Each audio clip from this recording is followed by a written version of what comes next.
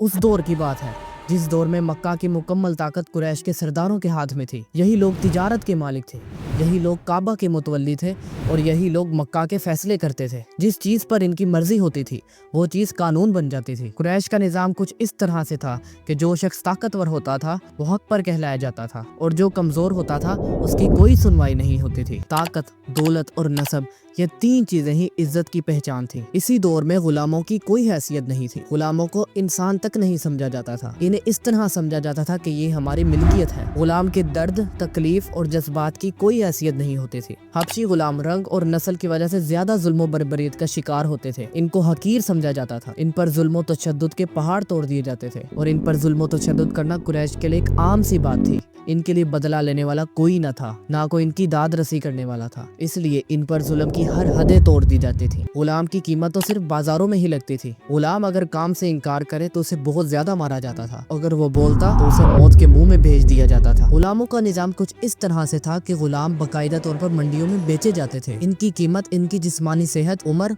और काम करने की सलाहियत के हिसाब से लगाई जाती थी, बिल्कुल जानवरों की तरह। गुलाम की जान तो उसके मालिक के लिए कोई हैसियत नहीं रखती थी। अगर कोई मालिक अपने गुलाम को मार दे तो कोई उससे सवाल नहीं करता था। मालिक को अपने गुलाम पर मुकम्मल कंट्रोल हासिल था कि उसे मारे, उसे भूखा रखे, उसे धूप में लिटा दे, वो सब कुछ कर सकता था। उमैया बिन खल्फ जैसे सरदार भी इसी जालिमाना निजाम के मुहाफिज थे। गुलामों को काम करने की वजह से नहीं बल्कि अपनी ताकत दिखाने के लिए मारते थे। गुलामों की चीख इनके लिए एक इंटरटेनमेंट की तरह थी। यही वो माहौल था जिसमें गुलाम अपनी सांसें ले रहा था। एक हबशी गुलाम, इनका नाम था हजरत बिलाल रजी अल्लाह अन्हु। वो हबशा के रहने वाले थे। काला रंग, बेकबीला और बेसहारा। इन्हें गुलाम बनाकर मक्का में लाया गया था और उमैया बिन खल्फ के हवाले कर दिया गया। उमैया बिन खल्फ कुरैश का एक ताकतवर सरदार और इस्लाम का एक बदतरीन दुश्मन था। हजरत बिलाल के लिए मक्का में तो कोई जिंदगी ही नहीं थी, ना ही इनकी यहाँ पे कोई पहचान थी। इनकी अगर कोई पहचान थी, ये पहचान थी कि ये उमैया के गुलाम है। दिन गुजरते जा रहे थे और हजरत बिलाल खामोशी से ये सब बर्दाश्त करते जा रहे थे। इन्हें ये मालूम नहीं था कि बहुत जल्द एक ऐसी आवाजें इनके कानों में पड़ेंगी कि वो इनकी तकदीर बदल देंगी। एक ऐसी आवाज जो गुलाम और आका के दरमियान के फर्क को मिटा देगी। ये आवाज थी नबी करीम सल्लल्लाहु अलैहि वसल्लम की इरशादात की। ये कहती थी कि अल्लाह एक है और सब इंसान बराबर हैं। कोई किसी का गुलाम नहीं है और ना ही कोई किसी का आका है। हजरत बिलाल ने जब ये आवाज सुनी तो इनके दिल में उतर गई। ये दावत हजरत बिलाल के लिए सिर्फ मजहब नहीं था, ये एक ऐलान था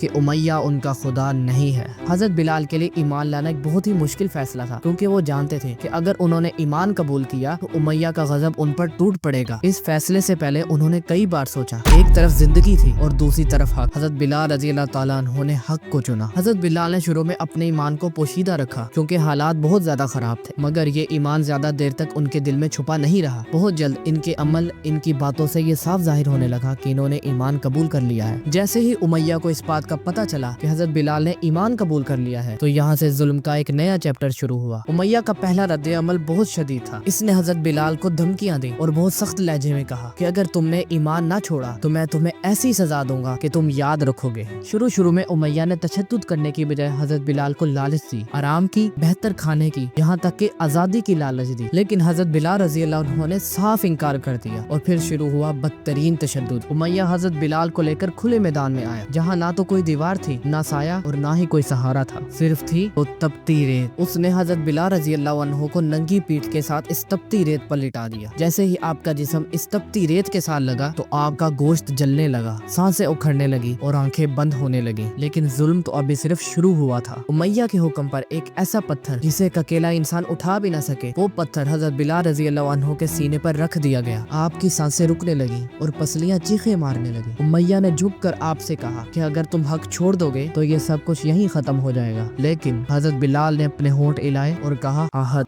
आहद। ये सिर्फ एक लफ्ज नहीं था, ये एक ऐलान था कि मेरा रब अल्लाह है, मेरा रब अल्लाह है। हजरत बिलाल रजी अल्लाह अन्हु को कोड़े पड़ते रहे और तमाशाई ये मंजर देखकर हंसते रहे, लेकिन बिलाल टूटे नहीं। उमैया ने आपसे चीख कर कहा कि चुप हो जा, लेकिन आपकी जुबान से फिर भी आहद आहद के कलिमात जारी रहे। यहाँ एक अजीब मंजर था कि ताकतवर कमजोर होता जा रहा था और गुलाम आजाद होता जा रहा था। मक्का के सरदारों को इन कोड़ों से ज्यादा उनके अल्फाज से डर लग रहा था। दिन गुजरते गए और अब ये अजियत रोज का मामूल बन गई। लेकिन यहाँ से कहानी में एक मोड़ आया। एक दिन मक्का की गली में हजरत अबू बकर रजी अल्लाह अन्हु का गुजर हुआ। इनकी नजर इस मंजर पर पड़ी जिसे देखकर आपका दिल कांप उठा कि रेत पर एक शख्स पड़ा था जिसका जिस्म जख्मों से भरा हुआ था और सांसें उखड़ रही थी, लेकिन फिर भी उसकी जबान पर यही कलिमात थे, अहद अहद। हजरत अबू बकर रजी अल्लाह अन्हु समझ गए कि ये सिर्फ एक गुलाम नहीं है, ये ईमान है। आप उमैया बिन खलफ के पास गए और कहा कि ये गुलाम मुझे बेच दो, तो उमैया बिन खलफ ने कई गुना कीमत बढ़ा दी, मगर हजरत अबू बकर रजी अल्लाह तआला अन्हु ने हर कीमत को कबूल किया और आपको खरीद लिया। लोगों ने कहा कि आप इस गुलाम पर इतने ज्यादा माल क्यों जाया कर रहे हैं? तो आप रजी अल्लाह अन्हु ने जवाब दिया कि मैंने गुलाम को आजाद नहीं किया बल्कि मैंने इंसानियत को आजाद किया है। हजरत बिलाल जो कल तक रेत पर घसीटे जाते थे, आज वो सर उठाकर खड़े थे। अब वो किसी के गुलाम नहीं थे, अब वो सिर्फ अल्लाह के बंदे थे। वो आजाद हो चुके थे, मगर असल आजादी तो अभी शुरू हुई थी। फिर आया वो दौर जब इस्लाम खामोशी से फैल रहा था, कमजोर लोग ईमान ला रहे थे और हर ईमान मक्का वालों के लिए खतरा बन रहा था। नबी करीम सल्लल्लाहु तआला अलैहि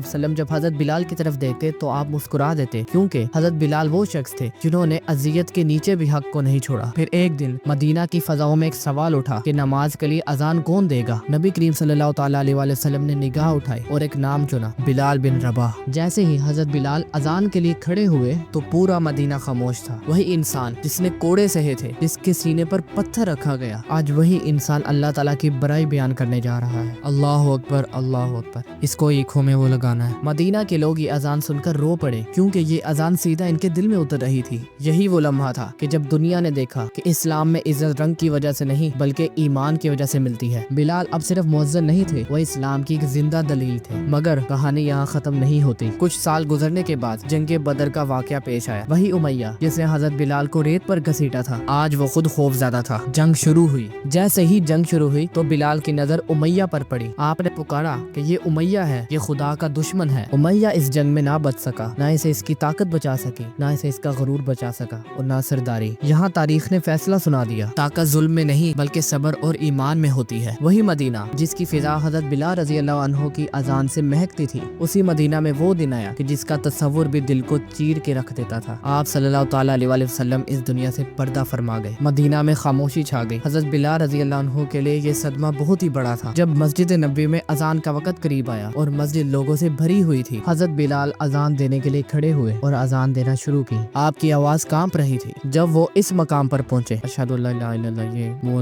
अजान के अल्फाज लगाने, तो आपकी आवाज टूट गई। आप रो पड़े। पूरा मदीना रोने लगा और अजान मुकम्मल न हो सकी। हजरत बिलाल ने कहा कि मैं उस शहर में नहीं रह सकता जहाँ मेरे आका मौजूद ना हो। फिर हजरत बिलाल ने मदीना को छोड़ दिया और आप शाम की तरफ चले गए। वहाँ आपने जिहाद में वक्त गुजारा। कई साल गुजरने के बाद एक रात आपने ख्वाब में नबी करीम सल्लल्लाहु तआला अलैहि वसल्लम की जियारत की। नबी करीम सल्लल्लाहु तआला अलैहि वसल्लम हजरत बिलाल से फरमा रहे थे कि ऐ बिलाल, तुम हमसे मिलने क्यों नहीं आते? बिलाल हड़बड़ा कर उठ पड़े। आपकी आंखें आंसुओं से भर गई। आपका दिल कांप रहा था। इसी लम्हे आपने फैसला किया और आप मदीना वापस आ गए। जैसे ही आप मदीना में दाखिल हुए तो हर चीज जाग उठी। हजरत हसन और हुसैन रजी अल्लाह अन्हु आपके पास आए और आपसे फरमाया कि ऐ बिलाल, हमारे नाना जान के लिए एक बार अजान दे दो। आप इस बात पर चुप रहे, मगर बच्चों के इसरार और यादों के तूफान की वजह से आपने अजान देनी। आप मस्जिद नबी पहुंचे। जैसे ही आपने अजान देना शुरू की, पूरा मदीना रुक गया। जब आप यहाँ पहुंचे, अशहदु अन्ना मुहम्मद रसूलुल्लाह को लगानी, तो पूरा मदीना फूट फूट कर रोने लगा। औरतें अपने घरों से निकल आई, मर्द सजदे में गिर गए। ये सिर्फ अजान नहीं थी, ये यादों का एक जलजला था, ये मोहब्बत का ऐलान था। अजान मुकम्मल हुई तो हजरत बिलाल खामोश हो गए। ये आपकी आखिरी अजान थी। इसके बाद आपने जिंदगी में कभी दोबारा अजान नहीं दी। तो फ्रेंड्स, ये तो थी गुलाम की कहानी जो ईमान से तारीख बन गया। लेकिन अगर आपको मेरी ये डॉक्यूमेंट्री अच्छी लगी है तो मेरे चैनल को सब्सक्राइब कीजिए। Thank you so much.